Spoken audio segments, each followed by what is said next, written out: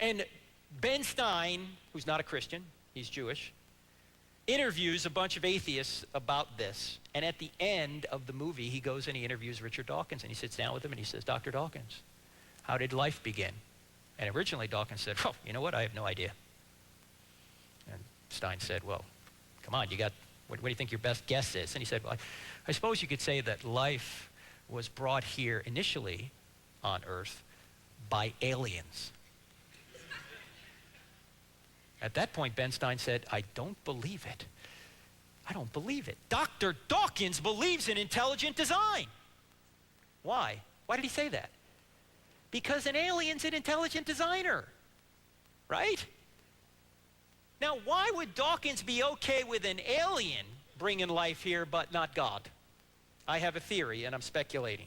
Here's my theory. An alien doesn't bring morality with him. God does. You don't have to bow your knee to an alien. But if God exists, you do bow your knee to God, and Dawkins doesn't want to do that. By the way, this puts the problem off one further step, doesn't it? Where did the alien come from? By the way, this is not like asking who made God, because if God is outside the universe, he's unmade. But an alien is a created being. Who created the alien? I mean, if natural forces can't create life here on Earth, why should we expect natural forces, wherever the natural forces came from, to create life somewhere else in the universe and then bring it here? It takes a lot of faith to believe that that's the case, isn't it? There's no empirical evidence for this. It violates the principle of uniformity, yet Dawkins suggests it. Why?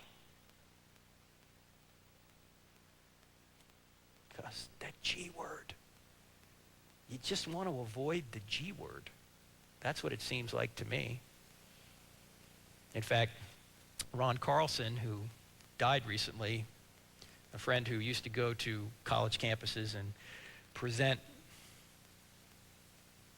reasons why Darwinism is wrong and reasons why intelligent design appears to be right, went to a college once, and his biology professor invited him to give a lecture on why Darwinism might have problems. And he gives the lecture, and then he goes to lunch with the professor afterwards, and he says to the professor, hey, what'd you think of my lecture? And the professor said, well, Ron, I think what you say is right. I think Darwinism does have some problems, but I'm going to keep teaching it anyway. And Ron said, why would you do that? And he said, because if it's true that we came from slimy green algae, then I can sleep with whoever I want to sleep with. Darwinism is morally comfortable. In fact, that's really the elephant in the room, isn't it? The elephant in the room is always morality. You notice that? Recently, I've asked questions of hostile atheists on college campuses. People who start asking a question, and before I'm done answering it, they're on to the next question/objection, as if they're not even listening to me. I had this hostile atheist in Michigan, it happened to be, and I said, sir, do you mind if I ask you a question? If I do, will you give me a brutally honest answer? That's question number one. He said, sure, go ahead. I said, if Christianity were true, would you become a Christian? He said, no! I said, no. No, wait, you claim to be an atheist, a beacon of reason.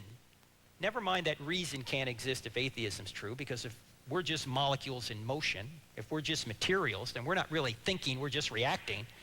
But let's leave that aside.